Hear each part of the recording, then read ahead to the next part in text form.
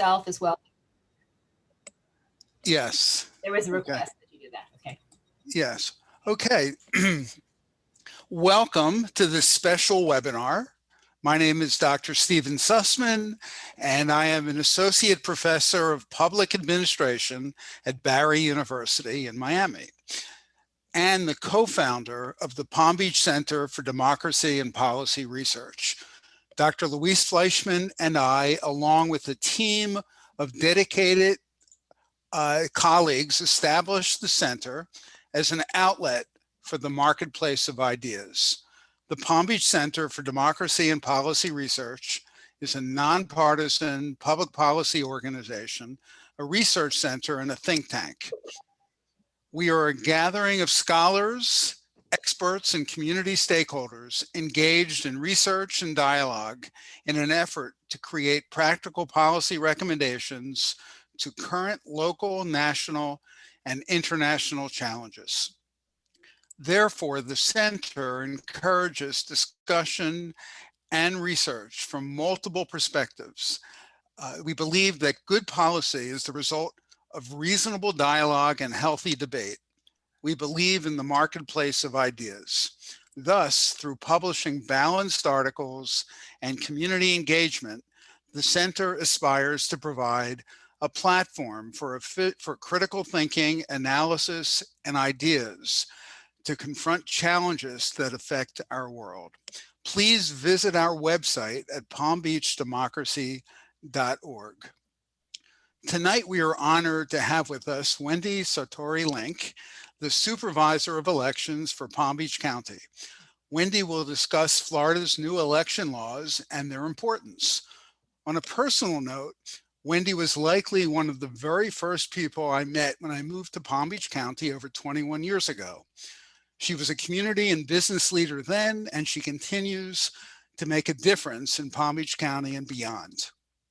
After the presentation, we will then open the floor for questions. To ask questions, you can write your question in the chat box, or you can email me your question at Stephen, S-T-E-P-H-E-N, at palmbeachdemocracy.org. Tonight's program will be monitored by Dr. Linda Geller-Schwartz. Linda is a member of the board of directors here at the Palm Beach Center. She is a former adjunct professor at Florida Atlantic University in Women's Studies and the Department of Sociology. She was also the Director General of the Women's Bureau in the Federal Department of Labor in Canada and a senior policy advisor in the government. I now turn it over to Dr. Linda Geller-Schwartz, who will introduce Supervisor Link and moderate the discussion. Good evening, everyone. I'll have the pleasure of introducing Supervisor Link, which I'll do in a few minutes. But first, I just want to take a brief time to introduce the topic for this evening's discussion and to provide a little context. Election and voting laws have always been fraught topics in America, and probably everywhere, I suppose. But since November 2020, there has been a flurry of charged debate and activity on the legislative front across the country. Each side seems to be convinced that legislative changes are needed to maintain a democratic system, and that the other side has an intent to undermine democracy. On the one side, it is argued that changes are needed to ensure the integrity of the electoral system and create voter confidence, and that's the language that's used. On the other side, it is argued that changes are needed to ensure that every eligible citizen has the right to vote and the access to vote. And in this highly polarized country, it's hard to find any group that asserts the only logical position, which is election integrity is important, voter confidence is important, every citizen should have the right to vote and easy access to the vote, and that none of this should be controversial. But the flurry of activity across the country is clearly impressive or disturbing, depending upon your perspective. All 50 states have introduced election-related bills this year. And it is estimated by the Brennan Center for Justice, one of the foremost analysts of voting rights, that over 20 of these state bills restrict voting rights. And there are many more coming. For example, Texas has recently introduced more restrictive legislation. And as if you listen to the news tonight, you'll hear that the Democrats have left their legislature, then have gone to Washington. That's going to be a controversial area for the next little while. Others have suggested that the picture is a little more complicated than we often hear. There are bills in some states that actually have expanded voting rights. For example, one study found that 22 states have expanded mail voting while 11 have restricted it. And in 13 states have improved voter registration while 11 have restricted it. I'm sorry, while 13 states have improved voter registration while 3 states have imposed new barriers to registration. So from this perspective, it's been argued that what we are actually witnessing is a widening divide across the country, where some states are working to strengthen and expand participation in the electoral process, while others want to limit or curtail it. At the federal level, there's also activity on electoral law. There are 2 major bills before the Congress, one for the People Act, which is a comprehensive federal election reform bill that passed the House but has fatally stalled the Senate. And then there's the John Lewis Voting Rights Act, a new version which is going to be introduced in the next few weeks. The John Lewis Voting Rights Act will attempt to correct the results of 2 decisions of the Supreme Court, which have actually gutted the original 1965 Voting Rights Act, which many have regarded the VRA as the most important piece of civil rights legislation of the 20th century. But clearly there has been damage done to it. So this act will be designed to bring it back to a working, functioning way. There's also a lot of activity in state courts challenging election legislation that has been passed in the states. In fact, in Florida, there are at least 4 cases before the courts challenging the constitutionality of various parts of SB 90, the new election law, which Wendy will be talking about. Meanwhile, in Georgia and Arizona, they are still relitigating the 2020 election by undertaking yet additional audits after they had multiple recounts of the ballots. So that is the current fraught context. And into this fray step those who have the difficult responsibility of making sure our elections are fair, nonpartisan, accurate, and efficient, namely the supervisors of elections in each county. Today, we are very pleased to welcome Supervisor of Elections, Palm Beach County, Wendy Sartory Link. She has served as Supervisor of Elections in this county since January 18th, 2019. She is an active member of the Urban and Large County Elections Registration Supervisors, the Florida State Association of Supervisors of Elections, the Florida Certified Election Professionals, and in addition, she is a member of the American Bar Association, the Florida Bar, the State Bar of California, and Palm Beach County Bar Association, and has more than 30 years of legal experience in private practice. She's also very active in the community, as Stephen said. She serves as the representative for District 9 of the Florida Supervisor of Elections Board of Directors. She's a graduate of Leadership Palm Beach County, class of 1998, and serves on the Florida Council of 100, the Board of the Economic Council of Palm Beach County, the Weiss School, and as Luis mentioned, she's a member of the District Board of the Trustees for Palm Beach State College, trustee of the Chamber of Commerce of Palm Beaches, member of City Place, executive women. I could go on and on. A double thank you for Wendy to being here tonight with everything she has to do. And she graduated from University of North Carolina, Chapel Hill with a BS in Administration of Justice and Political Science in 1986, and from Duke University School of Law with a JD in 1989. And I just want to say 2 more words on a personal note, just as Stephen had done. During the November 2020 election, I served in a volunteer capacity as Palm Beach co-chair of an electoral protection organization set up by Common Cause. And that meant that my co-chair, who was also on this call, Kate Renchin, I see, had a very up-close view of what went on during the election, particularly with respect to early voting days and election day. And I just want to say that I was so impressed that despite the difficult constraints of the pandemic and the highly charged partisan atmosphere, the The conduct of the election was very professional, efficient, and nonpartisan. The SOE worked hard and creatively to ensure that citizens were registered to vote and were educated about the various methods of voting, vote by mail, early voting, etc. She and her team provided increased access to the ballot in a COVID-safe way, and this work led to a very smooth, successful election with record high turnout. In other words, the voting system in Palm Beach County was not broken going into 2021. Supervisor Link, I'll turn it over to you. Thank you. Well, thank you so much for the words and for having me here tonight. It's good to be among a couple of people that I know and those that I don't. Please know that we're always here and always here, happy to answer your questions. I'm going to share the screen. Am I able to do that?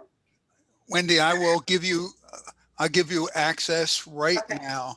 But Okay. when I give you access, it's going to take my access away. So give it back to me at the end. I'll give it back to you. Yeah, you'll have to tell me what I need to do, but I will definitely do that.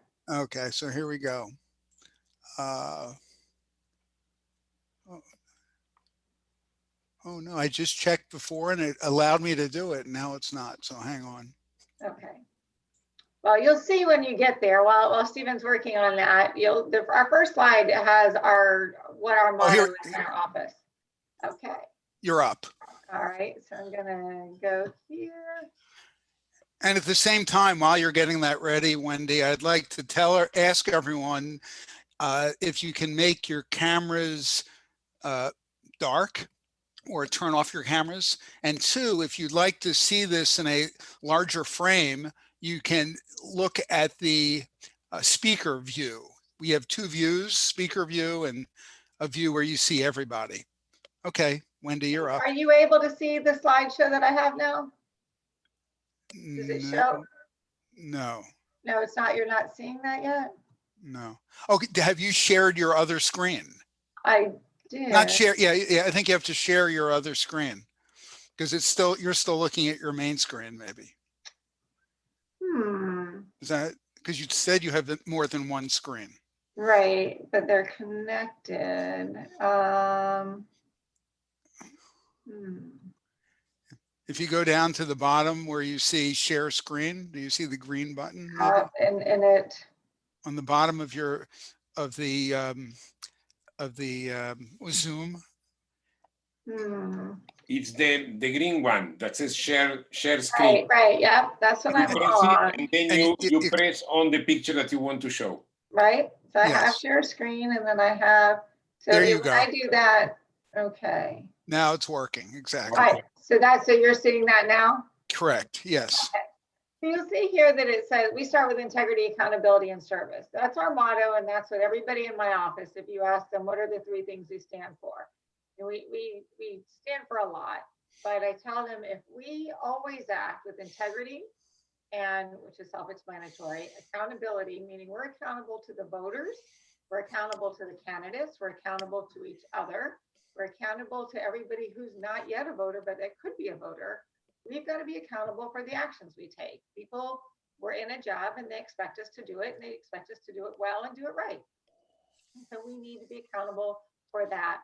And then service is, we are in a service organization. We are paid for by the taxpayers.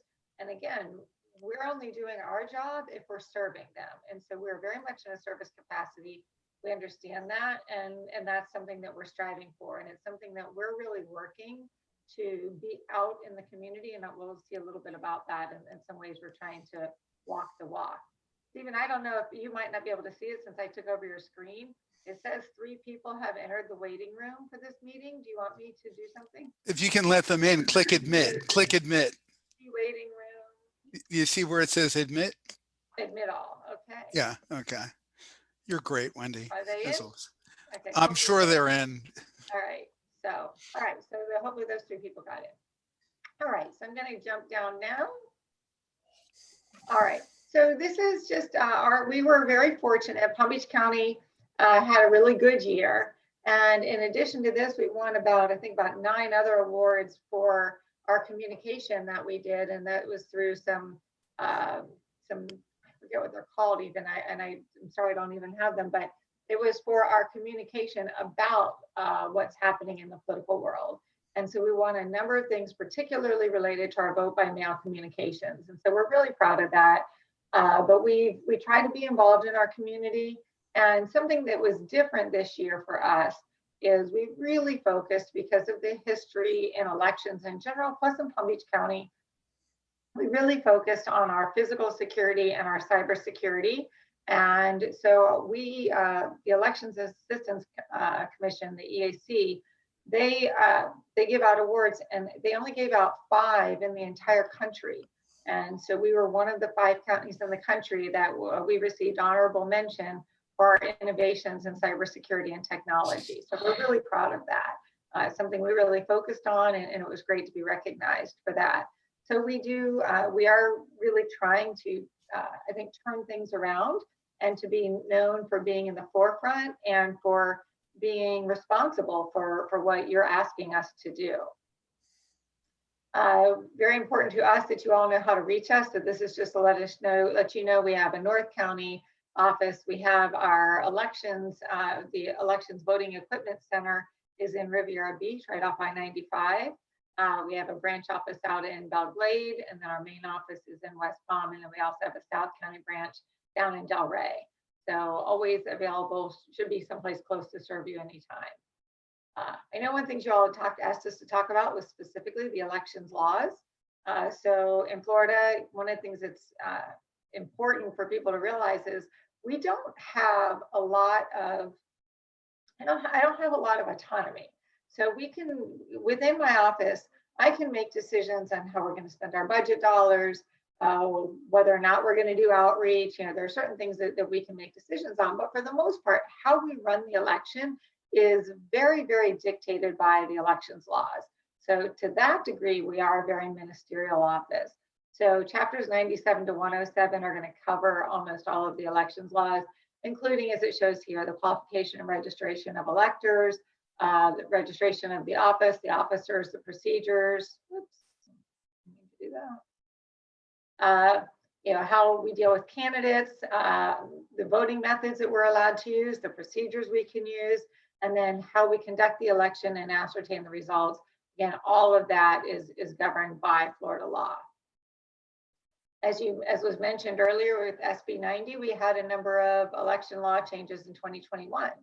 So coming into that, what's interesting is we fully expected that 2021 was going to be easy. In 2020, they made a lot of changes. It was 7066 at the time that we were focused on, and that really made us make a lot of changes. And so we thought, all right, we had a great election. It's not going to be so much. And lo and behold, there were a lot of changes to this. So Senate Bill 90 being where most of those are coming from. And I'll tell you up front, I can answer probably a few more of your questions than I could have answered a couple of weeks ago, because we did just have a conference for all of the supervisors and our staffs over in Tampa. But where we're normally, one of the things that kind of caught everybody up short was typically when the governor signs the bill, he will make whatever elections law changes there are, he'll make them effective July 1st. That's typically what happens. And that gives us time, once we know that the bill is going to be signed into law, to actually take whatever steps we need to do to effectuate those changes. And this time, with no notice, nobody knew exactly when he was signing the bill, nor did everybody realize that it was going to be effective upon signing. So immediately, everybody was out of compliance. So the Secretary of State, in fact, I was on the phone with the Division of Elections about an hour before he signed the bill. And then he announced a special election, which was also a surprise to us as to when that was. So there were a lot of people that were caught up a little bit short. And so we immediately had to pull some things down off of our website because they were no longer compliant with law. And because the law took effect immediately, we didn't have that fix-it time to get it ready for July 1. So there were a lot of things that were done very quickly, which leaves the Division of Elections a little bit short as well. And they haven't done all of their rulemaking for ways that we're going to implement these laws. So some of the things that I share are based on best guess, but it's possible that we aren't going to know because of rulemaking that this still has to occur. The other thing that's out there is there are, I believe now, 4 lawsuits, could be a 5th that it's been filed now, that are challenging various parts of Senate Bill 90. And because of that, I know that the state has been a little bit slow to respond to some of our inquiries because they have to wait to find out what's going to happen with some of these lawsuits. But for Senate Bill 90, one of the first things that comes up is the changes to voter registration. So voter name and party affiliation change requests now have to be made by submitting a voter registration application. And that used to be, you'd be able to do it in writing for us, have a signature, you could email it to us. We'd tell people, take a picture of it, send it to us. That's not going to be enough. We actually have to have you submit a full-on voter registration application now. You can get those in our office. You can also download them online. We have new verification requirements to update your residential address, also for vote by mail and other things. And that means you're going to have to give us either your Florida ID, your Florida driver's license or Florida ID, or the last 4 digits of your social security number.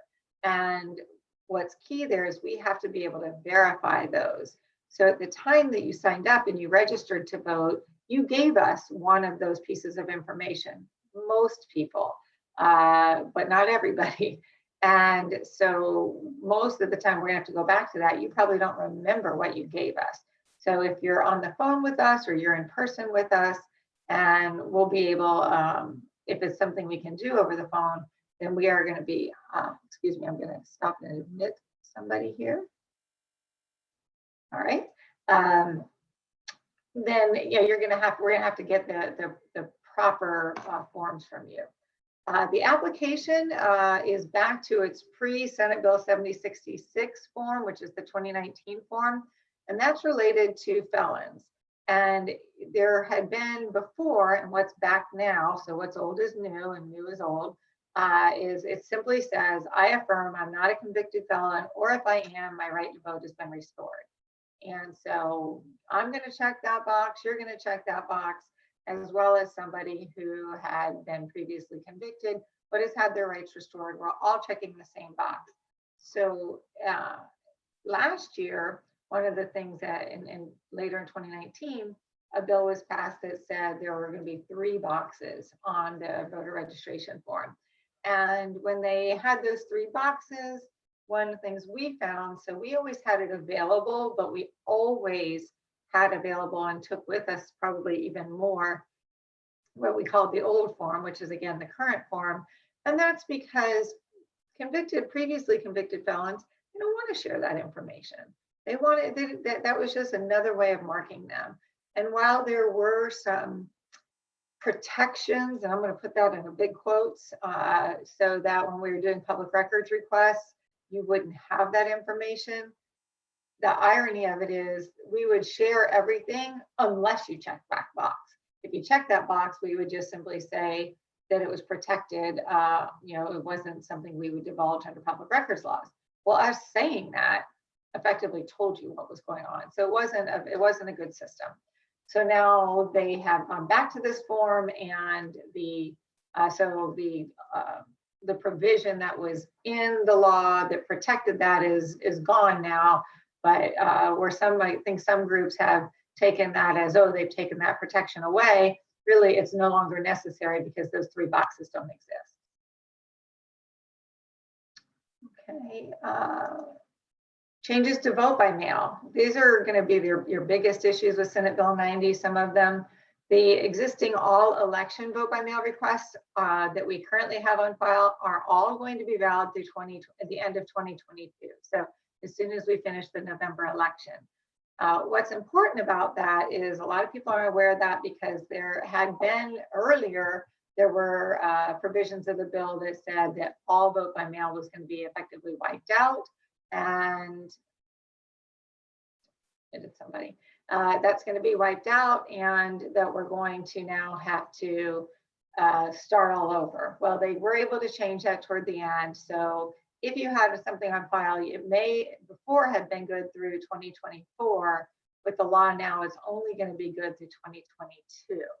And so if you want to continue your request for vote by mail, you have to do that after November 2022, so after November 8th, because the way it reads is it's only good for one general election cycle. So if you make that request 10 days before November 8th, October 29th, I guess that would be October 30th, then your next general election is November 8th, and now it's gone.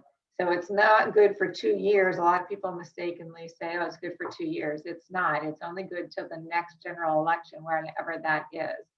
So that means that we're going to have a lot of people at the end of 2022. We need to get them signed back up if that's important to them. And we're going to talk about that a little bit more. New verification requirements to request your vote by mail, and anybody who wants to request a ballot on behalf of a family member. There are new requirements. Again, going back to that needing to have your social security number or the last four of your social, or your Florida ID or your Florida driver's license. And the question has come up, and it was presented to the state, what if we have somebody who doesn't have any of those things? They're an older voter, for whatever reason, they don't have a social security number, or they don't have a Florida ID or Florida driver's license. And the answer has come back that, well, then they won't be voting by mail. So that's the thing. All right. Additional things to think about. The checkbox, for those of you who've been voting by mail for a bit, you know, we had a checkbox on our ballot, on our envelope, the return envelope that you'd send us, and it just said, I wish to continue voting by mail. And if you check that box, we would then go and update your voter registration. We'd manually do it after the election, and we would then give it to you for the next 2 general election cycles.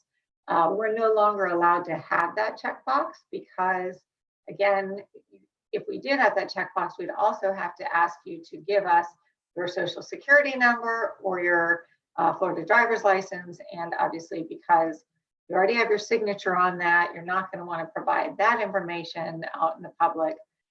So we won't be able to have that.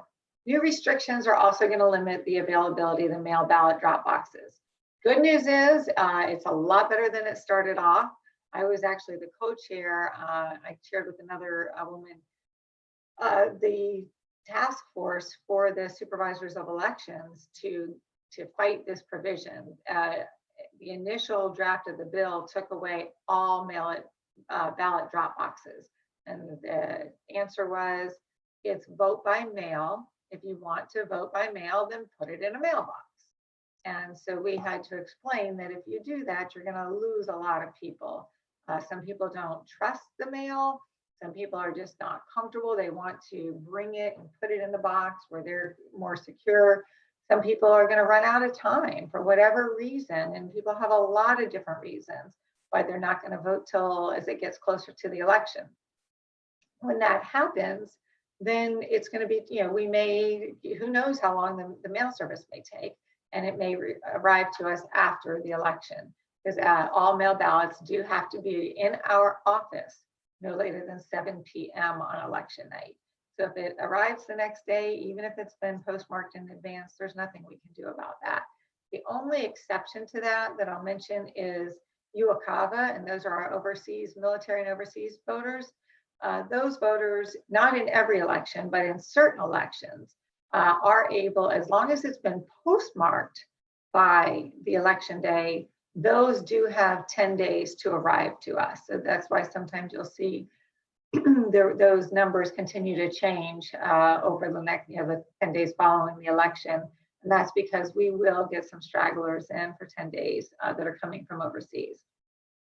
But so now we are able to have drop boxes at the early voting sites. They do have to be attended to by our staff. And we can also have them at our offices, but they cannot be monitored the way they had been. Previously, as long as we had 24/7 video security, which we do at all of our drop boxes, and originally only our main office and some on a gun club had a drop box. I added drop boxes to our other 3 offices and was able to, we had to get all of the video security, and we were able to get all of that done. So for 2020, we did have drop boxes at all of our offices. So now we'll have those, but it used to be once our staff went home, we could have the sheriff's office, it had to be sworn law enforcement officers, would be able to monitor those drop boxes. They just basically sat in their car, put the lights on them, and they watched them all night long. A very expensive way to do it, but it was also, it did protect the ballots. Nobody was going to be able to go in and put firecrackers in them or dump water in there or whatever they might try to do. And we, of course, have, they're made in a certain way to make it harder to do that. But that's a concern. So we had that protection, although it wasn't required by law, we did do that. But the legislature's now said we can't do that. So it will have to be our staff. They can do it during office hours. We can have them extend a little bit later than that. But again, because it has to be our staff, I can't have them going through the night because I don't have that many of them to begin with, and I need them to be able to come back and work the next day. So we'll have those limited hours. We will put them on our website 30 days before the election. We also, one of the things that's changed is it will be illegal for you, for any voter, to possess more than 2 mail ballots besides your own or that of your immediate family members. To possess that is a misdemeanor. So I don't know how that will be checked. I don't know who's going to get you on that, but I will tell you that it is absolutely a misdemeanor to do it. We did receive confirmation that it is not a requirement for us to, when you turn in your vote by mail ballot, if you have 3 ballots there, 1 is your own and 2 belong, or 3 belong to other people, so maybe you have 4 ballots, it's not our requirement to say, is this person your family member, and have you proved that that's your family member? Obviously with different last names and what makes up a family and that type of thing, it would be very difficult. So the state has said, no, we are to accept the ballots when you bring them to our vote by mail. But if you have turned in too many, we're supposed to, or we think there's a problem, we're supposed to document that and turn that over to FDLE. It's gonna be very challenging. Changes to third-party voter registration organizations. There are now new notification requirements for organizations who are going to solicit voter applications. And I can tell you a lot of them find them very, very upsetting, a little bit demeaning. Some of the laws require you to say things like, we have to tell you that we're supposed to turn these in within a couple of weeks, but we might not actually do that. And so you should know that you can do this online or you can turn it in yourself because we might not do it timely. So why that's there, I don't know, but that is a requirement. There are different groups have come up with different ways to handle being able to share that information. There's also new penalties regarding the submission of registration applications if you don't do it properly. One of the things I'll mention is if I ever don't have the boxes properly guarded or attended to. And one of the things that was brought up is we have 5,000 people who are poll workers or election workers during election, and you can tell everybody everything the right way. It can be in your written policy, you can train them a certain way. But as the example was given, if Mr. Smith has a bathroom emergency, he's leaving. And there might be other people who are around and who are seeing the box, but if they're not sitting there attending it, I have a personal fine for $25,000 for every instance of that cannot be paid for by taxpayer funds. So I can assure you that your tax dollars will instead be spent to have plenty of people there to make sure that we never have a box unattended. Other changes, changes to the no solicitation zones. So now our mailbox, the vote by mail drop boxes are also protected. So your 150-foot zone applies not only to the front door of the polling location, but also to the drop boxes. Also, it's redefined the term solicit to include engaging in any activity with the intent to influence or the effect of influencing a voter. One of the things it did clarify is It doesn't prohibit the Supervisor of Elections personnel from providing nonpartisan assistance within those no solicitation zones, but it does prohibit anybody else. So we did have, and I believe it was talked about already, we had some nonpartisan election protection groups whose purpose was to answer questions, be there, and we were one of the few counties that allowed it anyway, but it's now, we are not allowed to allow those even nonpartisan groups within that 150-foot zone. Congressional District 20, a couple updates there to share with you. We have this coming up. It includes Palm Beach and Broward counties. You can see the cities that we have listed here are the cities that are going to be voting in that. And if you look in the pink that's there, that is the 20th Congressional District. It is a very odd shaped district. You can see it covers a lot of ground in Palm Beach County, but only about 30% of the voters for this election are going to come from Palm Beach County. 70% of the voters are going to come from Broward County. What's interesting is it's geographically, partially because our county is so big, but the way this was drawn, we do cover a lot of mileage. And so one of the things that we were asked to do, which is great for Palm Beach County to be at the forefront, is we're going to do a pilot program. And that pilot program is going to be, we're going to use our express votes, and I'll talk a little bit about that, but our express votes are our ADA certified equipment, but anybody can use them. And they look like a touch screen, but they are a MarkSense ballot. And so it's actually still printing you a paper ballot. So I'm going to share a little bit more. I think I have a picture of that in the slideshow that I can tell you a little bit about that, what we're going to do with that.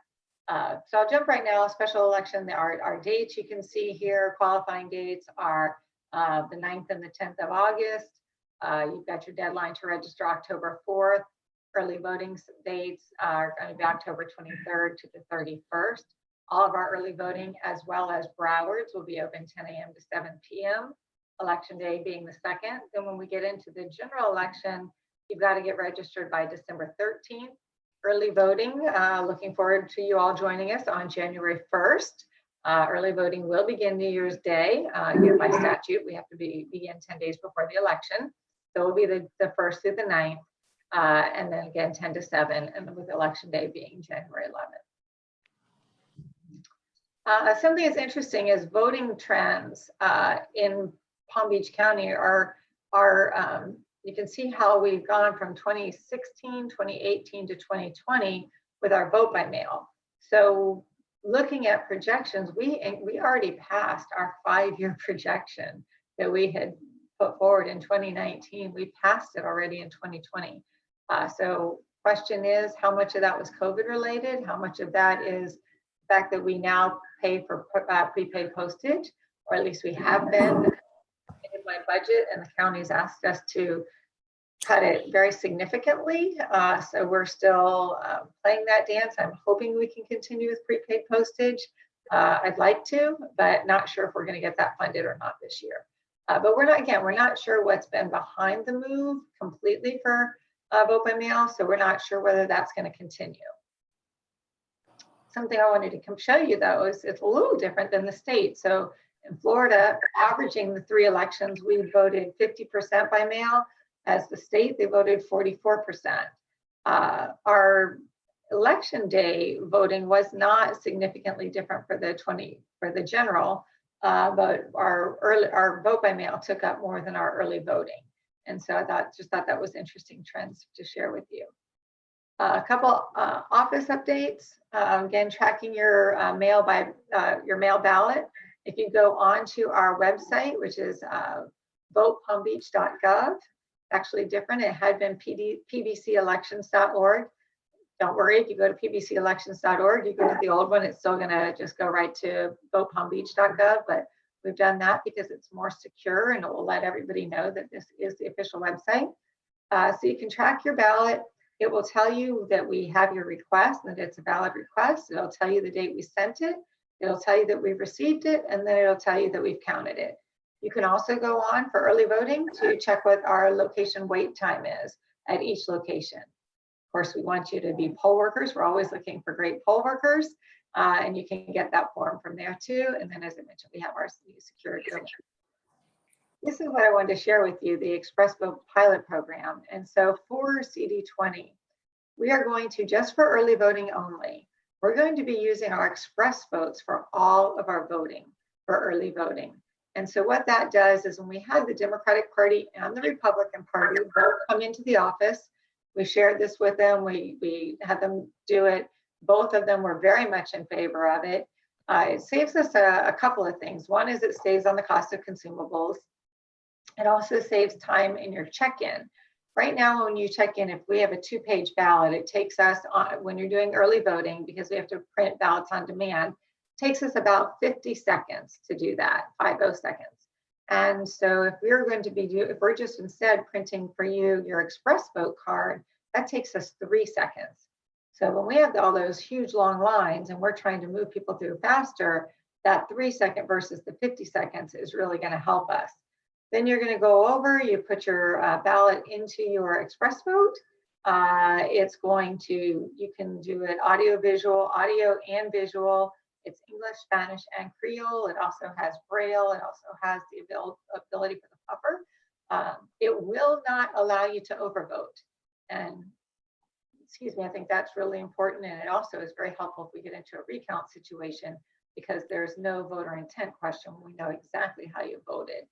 In terms of the consumables, also another thing is it lets you do is you're still going to get your paper ballot, but it's that far right corner that you see there has a little, the bottom opening, that's where it spits out your paper ballot.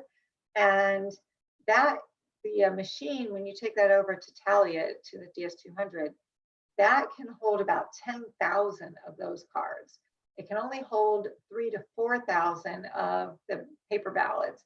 And if you figure we're going to be, it's a 2-page ballot, then it's going to accommodate somewhere between 1,500 and 2,000 voters. And then when that fills up, we have to have a human being go and touch those ballots and take them out. And anytime you have people touching ballots, there's just, you know, you're introducing more risk. So this will be a good way to also help that. So every county that's done it, nobody else has done it in Florida, but the other counties that have done it in other states have said that it's been such a huge success. They've immediately gone to doing it like that for good. We're fortunate because we own the machines already. So we have 525 of those express votes. So we're not going to have to buy the new machines. We own them already. And right now, quite honestly, they're rarely used. We have probably maybe 10 to 20 people maximum that ever use them. Most of the time it's 5 or less. And they're very expensive, and we spend a lot of money programming them. And the people who do use them do like them a lot. And so I think it's going to be a great thing. Voter education and outreach, it's a big part of what we do. We have an Adopt a Precinct program that we are really excited about. It allows us to give back to our community. So if you have a 501c3 organization or a school, an athletic team, a band, or anything like that, but we find a lot of times, especially during COVID, we would have folks say, I've got the volunteers, but just can't do anything with them. So you can take your volunteers and say, I want to have them working for our organization. And so your organization then will adopt a precinct or a location for, it's not a precinct, it's actually a location for election day. We do all the training. You follow all the same rules everybody else does, but you're just working as a group. You can wear your shirts. We have a sign that says you're adopting your precinct. And then the amount of money that we would have paid your volunteers, if we were paying them as poll workers, we now pay that money to your organization. And so the organizations that have done it, with the exception of one, all of them have said they want to come back and they enjoy it. It's a good team building thing as well. Another thing that we have is vote in honor of a veteran. We have over 85,000 veterans in Palm Beach County.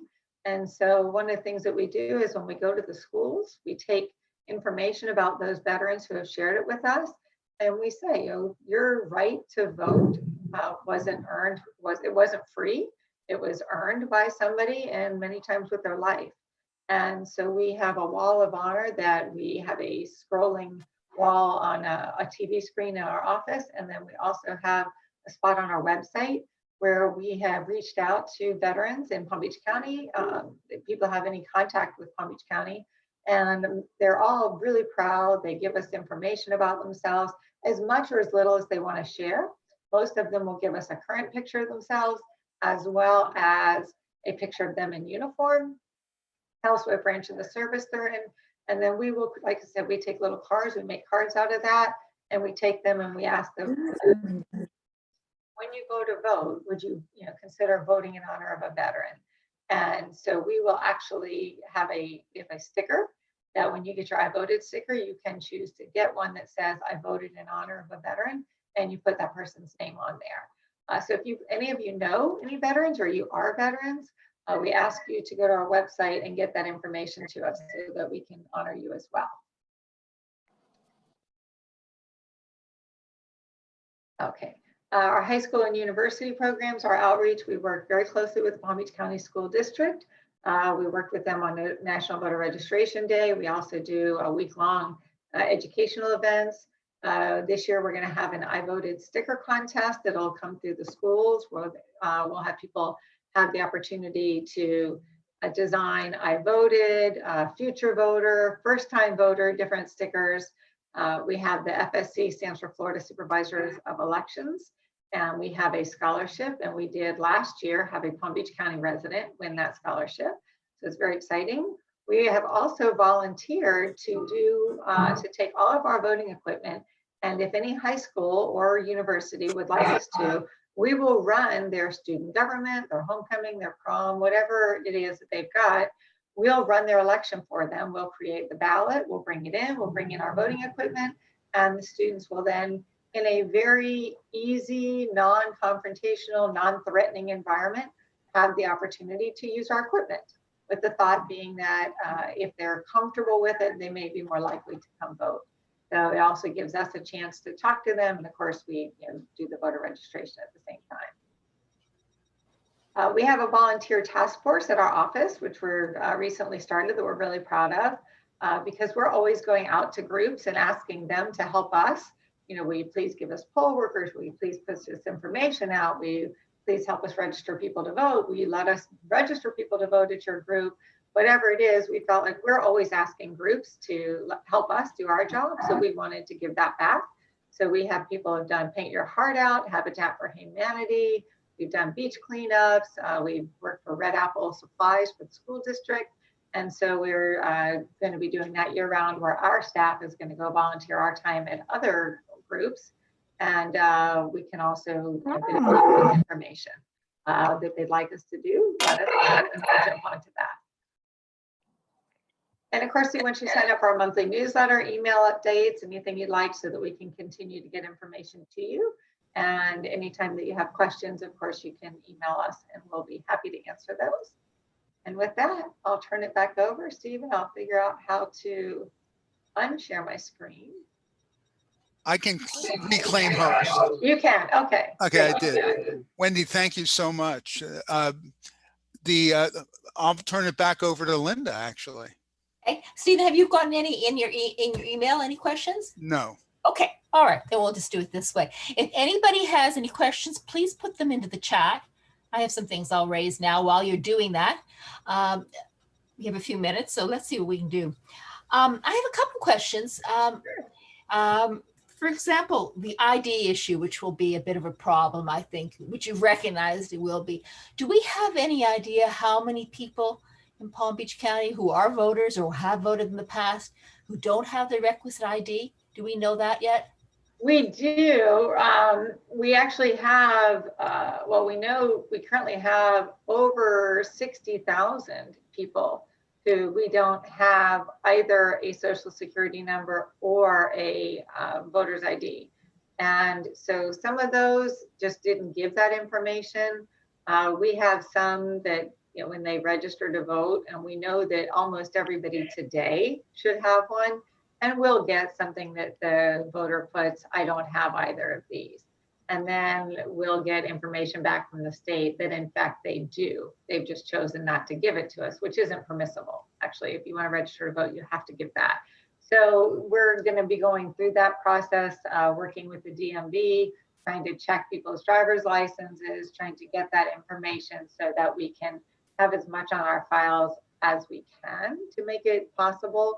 But I think there's a chance that the state may start cracking down on it more when people just decide they're not going to give it, and then they want to do something that requires it. We have nothing to compare it against. They just may not be able to do that. Will you provide just information about how to go to the DMV or go to, I mean, in response, they say that if they don't have it, is there any direction that's given to them or where to go to try and get ID? Oh, I mean, well, we have little flyers that tell people where they can go. You know, we direct them to go to DMV. Same thing with if somebody does come in, and we don't ask, but if somebody comes in and identifies themselves as a previously convicted felon, we also have information that we can share. It says, you know, if you're not sure, because a lot of people say, I don't know how do I know if my rights were restored? So we'll give them information of some places that they are able to go and get that information. So we have that there, but obviously we can't require anybody to do it.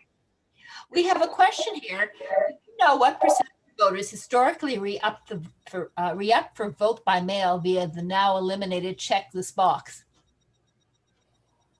I'm sorry, it cut out a little bit. What was the first part about it? I heard it now. How many people use the check the box on the letter to actually register to vote by mail, or to continue to vote by mail? I'm going to say it was upwards of 300,000. Wow. Okay.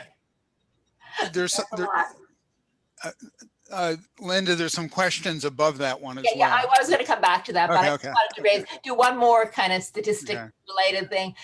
And that was related to, I know you have some information, I think you do, about the kind of who votes by mail, who uses early voting or vote on election day. Do we have any idea how the impact these changes may have on, will it impact some groups more than others? For example, I mean, this is a thought, sort of vote by mail, will that impact elderly people more, or disabled or something? Do we have that kind of data?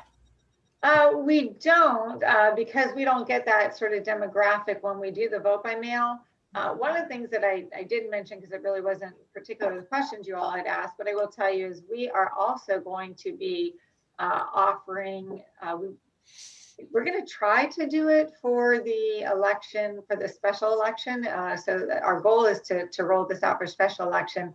We will also, for our voters who are visually impaired, we are going to be putting out a way for them to vote by mail, because we have very good visually, ways for visually impaired voters to vote if they choose to come to they want to come to the polling place, whether that's early voting or on election day. But for vote by mail, that's been something, and I say that my son is visually impaired. So when he chooses to vote by mail, he has to ask me to read it to him, and I fill it in for him, which is fine for him. He doesn't mind, but not everybody feels that way. And so that you've got voters who want to have that ability to vote by mail, even though they're not able to read it as well. So there is a program that we are purchasing that will allow us to send the ballot by email. The voter then can read it and do it, and then they print it out and send it back to us. So they're still not allowed, our Florida law doesn't allow somebody to vote by email, but we can get that to them so that they have the ability to, increase it and things like that.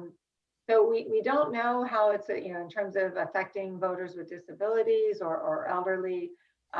Certainly there's a lot of anecdotal information, but we have to be, in my office, we have to be very careful to steer away from that, because we don't know exactly what's accurate. But our big concern is that, elderly voters, I do think we did see that that's the people who would call us, I would at least say. That we would get the calls from the elderly voters saying, I really want to have vote by mail because of the pandemic primarily. They're the ones who, they were more at risk and they didn't want to come out. So we made a lot of efforts to try to get that information and get the vote by mail out. Great. We have a question here from Mary. It says, apparent that SB 90 was passed with little, if any, attention or concern relative to details. What is the current definition for the purpose of SB 90 of a family member? Okay, it is actually in there. It's it basically is your brother, sister, mother, father. It does go to grandparent and grandchild. So it's been the same definition as family member, but this year they added grandchild as well. It had gone up to grandparent, but it had not gone down to grandchild. Related to that, the idea of possessing ballots in your hand, does that include, I mean, it seems ridiculous, taking the ballots to mail at the post office if you take half a dozen of them? Do we know? It simply says possessing. Right. Okay. Yeah, I will tell you, some of the people that really is, they have told us that it's going to be an issue for them. We have a lot of groups, Century Village, Kings Point, where they often have had boxes, vote by mail boxes that they've created. They call us, they ask about it. We tell them in the past, we told them it wasn't illegal. We asked that we gave them language. We asked them to say that this is not an official Supervisor of Elections ballot box. You know, if you choose to put your ballot in here, you know, it's sort of at your risk. But then they would take those and they bring those to us. Well, that's going to be a problem. Also, we had at some of the assisted living facilities or rehab centers or things where the administrators would collect the vote by mail ballots rather than, again, putting them in the mail. They would just collect them and bring them in, and that they would all, there's no exception for them. Yeah. Difficult. Do we know what percentage of voters is, oh no, I have that one, sorry. New York City just implemented its first mayoral race through ranked choice voting. What are your thoughts about ranked choice voting in terms of the logistics of the process? It is logistically certainly more cumbersome and more difficult, but you know, what I always tell people is if it's the law, we're going to get it done. And so it's not currently the law in Florida. And I've heard people say, well, we can't do it because our equipment doesn't do that. Well, you know, I'll be honest with you. People who do voting equipment, they make a lot of money. So if they found out that Florida was going to do ranked choice voting, my guess is it's a very entrepreneurial country. Somebody's going to come up with a way to make that work. So I don't buy the, you know, whether the legislature decides they want to do that or not. That's, again, that's a policy decision that goes beyond that of our office. But I do believe that while it's true, our current voting equipment processes would not work for that. I also believe in the entrepreneurial spirit of this country that somebody will find a way to make it work. More questions? I was going to ask your question, Luis. Sorry? No, can you explain what ranked choice voting is? You know, ask me again at the end of it, because I actually, it is a little complicated, and unfortunately I'm not at the office, so I don't have the thing to tell you, but there's a process, and I say I'm going to be very vague here because I don't want to give you an incorrect detail because it's not something I go back and look at too often, but there's a process by which if you're first and you're second, you rank them first, second, third, and then you have to count those votes appropriately, and then you take all of those and it comes in, and you're going to rank them rather than choosing one person. You know, if you have 5 people, you're only choosing one winner. Also, usually with ranked choice voting, you're not dealing with the parties. It's more of a nonpartisan type of race.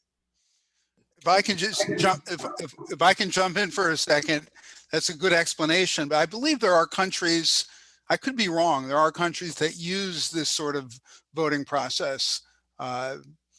Maybe Australia. I heard that Australia may. I'm not sure, but oh yeah, no, there are countries that do it for sure. Yeah, California does too, and places, yeah. yeah. Just a couple more questions. I guess we're getting late here. The question: how do you compare Florida's new laws with laws passed in other states? Is there any comment you'd like to make on that? No, and I'll be honest, you know, I don't really study the laws of the other states. Obviously, I read in the paper the same way you all do what's happening in some other states. I will say that Senate Bill 90, and I say this as a procedural point. One of the things that I like to always be careful about is to recognize our role. So my role as Supervisor of Elections, as I mentioned, is very much a ministerial role in a lot of ways. And so, you know, I recognize that it is the privilege and the right and the opportunity and the job of legislators to make law. It's my job to implement that law as it relates to elections. But Senate Bill 90 was opposed by all 67 supervisors of election, which included Democrats, Republicans, former very conservative Republican legislators who are now SOEs, people from large counties, small counties. I can tell you what I'm told, and I've been here 2 years, so I can't say in my long time, but I'm told that in the history that they don't think that there have been other times where all 67 have agreed on anything. And here we had all 67 opposing Senate Bill 90. And the reason on that, again, was not a political one, and it wasn't there was a recognition that the legislators, this is their job and this is what they get to do. The problem came in was they went too far. They went beyond policy and into some procedures without fully understanding how those procedures are going to affect the elections process and our job to get things out transparently and timely and in a fair way.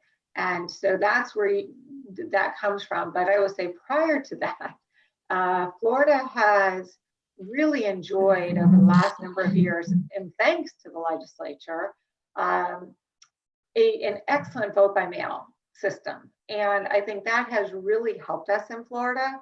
And especially with the pandemic, I think it's the reason Florida came out looking as good as we did, because we had really good laws in place that we were able to follow to have a very smooth vote by mail process. So how we compare to others, I think our vote by mail is outstanding. I think Senate Bill 90 is, again, better than it started out. I do think that there are going to be problems. Senate Bill 90 within itself contradicts itself in some areas. And I think that obviously it's already led to some litigation. So we'll have to see how that pans out. Just wanted to ask one small question. I'm thinking about this as well. Will you be able to hold in-person voting in some elder care facilities as you've done in the past? I know during COVID that was difficult, but are you planning on going back to the facilities? Probably not. Most of them, again, with the variants out there, the COVID variants and the concerns, most of the elder facilities are not ready for us to come back. It's very expensive for us to change locations. So when we change locations, especially when it's at the last minute, and unfortunately, a lot of our sites at the very last minute were canceling on us, telling us we couldn't go there, saying it's because of COVID. But again, it put us in a very bad situation because now we are, at the very last minute trying to get that word out to those voters that this is no longer your location. People get concerned about that, and we have to make sure we get signs and get things in the newspaper and all of that. And so it's a very expensive process. Even when we have the time, if it's even more than 2 weeks out, again, getting all the cards out to each person, printing new voter cards, getting them out to everybody, reprogramming the machines, because whatever machines that we have our machines programmed, our voting equipment is programmed to only accept the ballots from those precincts. So now when we have to move another precinct either to a different location, if we're doing that, then we don't have to reprogram. But if we've got to move them to another location where they're in with somebody else, now we have to reprogram those machines on the fly. And so it's a very expensive process. So if we don't believe that we've got a facility that's going to commit to letting us be there, then once they've made us leave, we're not likely to go back. On the case of the assisted living facilities, where it was really the law that they were not permitted to allow us in there. If they're ready for us to come back, I think we certainly would. But I don't think they're quite there yet. Are you going to have enough money for the education, outreach, and everything you need to do during this election? Please keep your fingers crossed with me. We have submitted a budget. The county has said that their budget is tight and they've asked us to cut it significantly. We're in that process of discussing this with the county, and this is a unique year for us because we also have redistricting that occurs every 10 years with the census. And so ours is the office that's charged once all the lines are redrawn. Ours is the office that's charged with letting the voters know about those redrawn lines. We then have to find new polling locations, do all the testing for those polling locations. We have to send re-precinct everything and send out voter cards to over 1 million people. So we have those things. We currently have 100 and I know this as of today, we have 135,000 addresses that still have to be geocoded to go with this. So there's a lot of work that comes into, it's only once every 10 years, but it's this upcoming year. We also have some things that happen. We have a memorandum of agreement with the state where we've in the past been able to piggyback onto the county's IT system. We're no longer able to do that. So we have to separate from that, which is of course expensive as well. So our budget was increased anyway because of those requests. Counties asked us not to do that, but can't do those things for free. So my fear is one of the things that will get cut are the things that don't have to happen for an election. And so we are asking them again to please reconsider. And prepaid postage is something our voters have very much liked. The communication that we've been able to do. We did receive over $6 million from a third party to spend primarily, half of it was on communication, half of it was on, for example, we had those vans that we were able to have in the parking lot so that people didn't have to go up in early voting sites and interact and put themselves in the pandemic harm. So things like that we had that people liked, we won't be able to do that again because we aren't, one of the things Senate Bill 90 did was said that we can no longer take funds from third parties. So that's $6 million that I don't have right off the top. So I hope, it's certainly our goal. We have a communications plan ready to, we won't be doing too much yet because we're waiting to know what happens with the lawsuits. So as soon as we know where this law finally falls out following the lawsuits, then we'll be making it a priority to communicate that to the voters. So one of the messages in the chat is, just let us know if you need help with us increasing your budget. So I'm sure. Just tell the, one of the things, and I'll tell you, last year we anticipated some expenses that we didn't end up having. So we gave the county back $2 million. So, with our budget, I feel like we've shown that if we, and the year before that, we gave back over $1 million. So if we don't have to spend the money, we're not just going and saying, hey, we've got $2 million, let's go spend it. We spend it on what we need. And so if we find that, like I said, we thought we were gonna have some expenses that turned out, actually, the reason we had the money left is the state did give us some money last year. So with the money the state gave us, plus some of the money we had gotten from this grant, we were able to do some things that we gave the county back $2 million. So we're hoping they won't take it away. Thank you so much, Wendy. If you have an opportunity to look at the chat at all, there's a lot of glowing praise over you, both for your presentation tonight and in general for the work that you do. So I can't read it all out here, but if you scroll through it, it should make you feel that what you're doing is a very good job. Well, thank you very much. If there's anything that we can ever, like I said, if our office can do anything for any of you or your groups, please don't hesitate to contact us because that's our business. So thanks again. I'm just going to turn it over to Luis now. Luis, you're up. Yes, I hope you can see me. First of all, Wendy, thank you so much for your wonderful presentation. And this is exactly what we at the Palm Beach Center for Democracy and Policy Research are trying to do. There are a lot of bombastic statements about, new law. Some people say you're going to disenfranchise, people of color and all kinds of hysteria, and then you have the other side claiming there is fraud. That's exactly the purpose of our center, is to clarify all these issues. And this is why, Wendy, we are so thankful to you and thank you for opening yourself to us Okay, pleasure. And thank you for your openness in general. And I'm sure you will get volunteers. And thank you for being so informative. And also somebody mentioned, I mean, whoever gives money back, and you gave money back, so that's really a display of honesty. This is unfortunate that somebody would make, would do that, but that's terrific on your part, Wendy. Well, thank you. I do see one thing I will answer very quickly if it's okay with you, that is, somebody asked about the express votes, whether they store live vote totals internally, externally, or both. And they don't store anything. So I want to be very clear with that. It's called a mark sense machine. So all that machine is doing is taking what you're marking, and it is a touch screen. So you're touching the things, but it's not storing anything. So you're going to do that. You're going to print out it prints out your ballot for you. You get it, and it's typed it on there. It tells you the race and how you voted. Once you've reviewed it and you're satisfied with it, you take it over to the tabulator. So you take it over to the same place that you took it when you were putting in your ballot that you circled in the bubbles for. And you put that in, and that is the machine that's actually tabulating.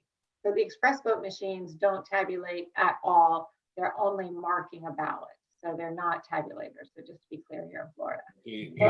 Paper ballot states. Thank you so much. I also want to thank Linda. Linda, you did a great job in moderating, and thank you for making possible the participation of Wendy tonight. Without you, we wouldn't have had a program, Linda. Thank you so much.